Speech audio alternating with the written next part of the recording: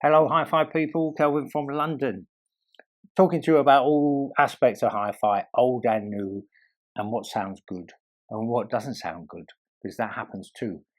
Got there here today a classic from the early 70s, something that sold massively, has some great qualities, has some non-great qualities, has a bit of a split personality, I'm going to say, and I have mixed emotions about this speaker. Let me do the technical stuff and then we'll do the sound. Okay, so if you don't know, that is an auxiliary bass radiator. This is not powered.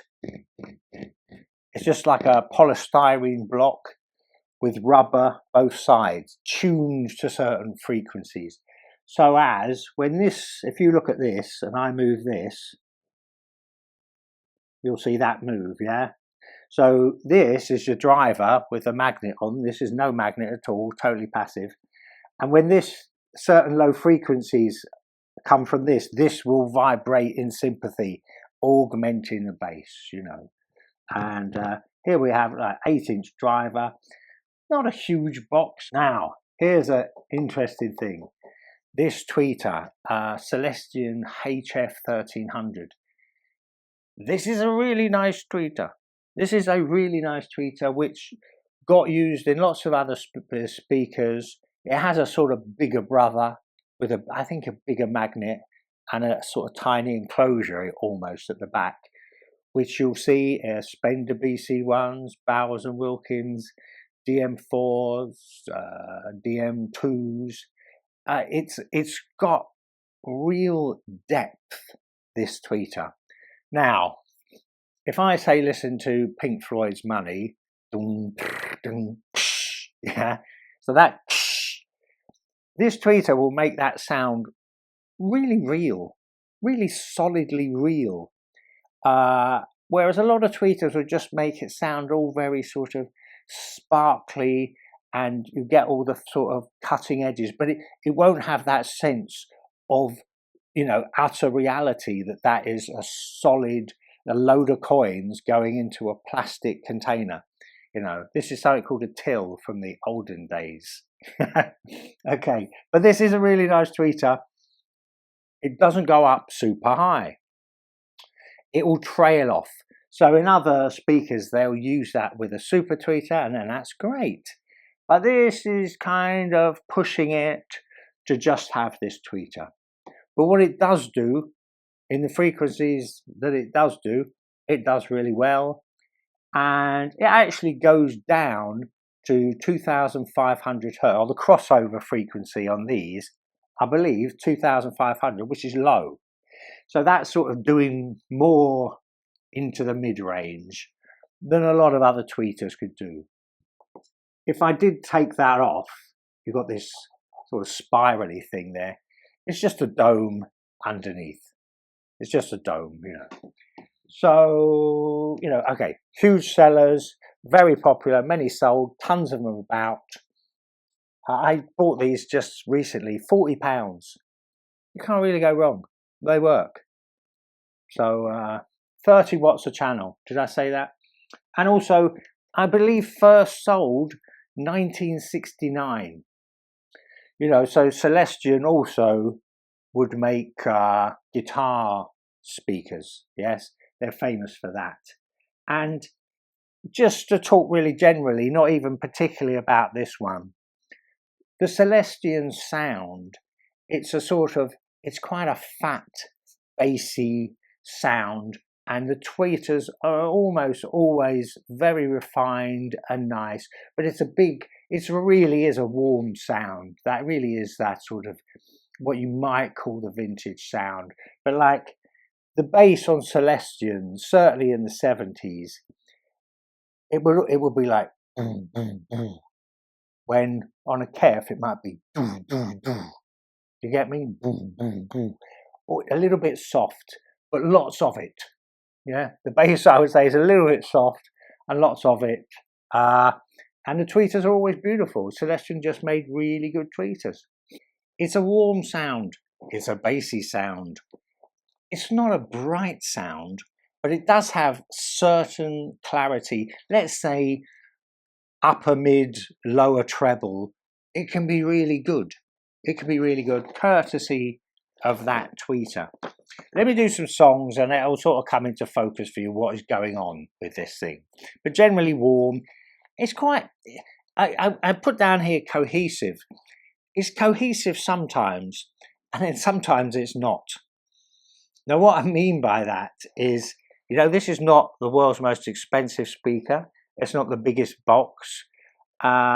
Sometimes it just gets a bit choked and chaotic when you have too much going on, and probably too much going on in the mid frequencies and other qualities. Let me just go on, you'll get it.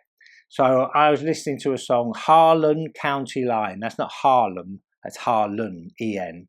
County Line, Dave Alvin, country and western bloke. No one seems to know about him. He makes that album, 11 to 11. It's a very live sound. You know, it's like a band. It's not like a highly produced thing. The guitars sound good. His voice sounds nice, actually. He's got a really good voice. But there's not enough air. There's not enough air filling all the tiny gaps and making me sort of see the room that everyone is playing in. Particularly on that track where it's very like a live band experience. I mean, it is an album. It's not a live thing, but it's a produced album. But that's kind of the effect of this thing. You know, I would say if you played some music that had, say, you know, some congas here and a guitar and a female vocalist, you could be highly impressed. Because all that mid frequency and stuff doing this, that tweeter will make the congas sound nice, and it's not busy. If it's not busy, it can sound really good. So with these speakers, you sit there and you're going, oh yes, that's not bad, you know, not bad. For a little speaker that wasn't top of the range, not bad. And then you sort of go, oh, what's happened here? You know, if you start listening to something busier music, you know, just get a bit of chaos in the mid band. Let me keep going. Does certain sounds well, not all, not air filling, but the mid to top is really nice. Something like a Hammond organ, if you know what that is. That will sound really real and really in a space, that tweeter. Let me just say this, I don't know if I said this earlier. I put these on stands about this high, 500mm, 1'6", something like that. That's where you want these speakers, because they're kind of bassy. And if you put them on lower speakers, the tweeter might even be pointing right at you, but you kind of exaggerate the bass if you put them low down. So I had them literally, you know, on just, you know, right up on stand. The tweeter is probably higher than my ear level, but that helped enhance the mid-range, you know. I mean, these are the things you have to do. It's all tweaking. So, yeah, I mean, I kind of like them. I've got a soft spot for these. It might be nostalgia, I don't know, but sometimes they do something and you think that's really good. And of course, they're cheap. I bought these a few days ago, £40. You know, they work. They're all fine. And boxes are even pretty fine. So, you know, let me just say about the world of second-hand speakers, if you're interested. If you look on eBay or Gumtree, you see these speakers. People want £200. Let me tell you, they hardly ever get. There's all these prices. People are just hoping. They're just hoping they'll get them. It'd be buy it now. Just be hoping, and they won't get them. So if you look up sold prices of these, they go from anything from £30 to £70. And that'll probably be mostly about where they are and if you have to collect them, you know. So no one's buying these for £200, more or less no one, even though people will ask. People got all excited about having old hi-fi. They think they've got a gold mine, you know. But people don't buy them, and I'm certainly not buying them. And if you look it up, people do not seem to be buying them. So don't be thinking those prices are real. They're just people hoping to get, you know. I've seen things like my Sansui 331, which I do like, going, you know, £300, please. Well, you know, that receiver is half a century old. It's 50 years old. And it might sound a bit nice and be collectible, but no one's paying £300. You know, it's like, that's a bit of a gamble, you know. So these prices that you see are kind of not real, if you ask me. Okay, I was going to say also, I've now put myself on Patreon.